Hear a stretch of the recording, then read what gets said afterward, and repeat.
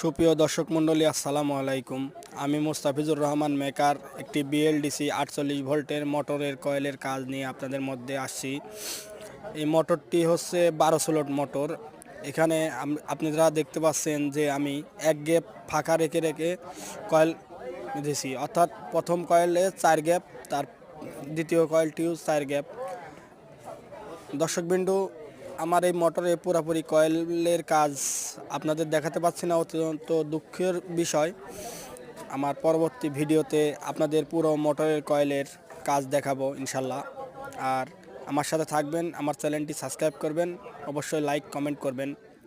আর আমার কয়েল বান্ধা অত্যন্ত গ্যারেন্টি সহকারে আপনাদের মোটর বাইরে দিই। আপনারা যাদের আমার মোটরের কাজ ভালো লাগবে অবশ্যই যোগাযোগ করবেন। গুদুরা বাজার, লালপুর, নাটোর।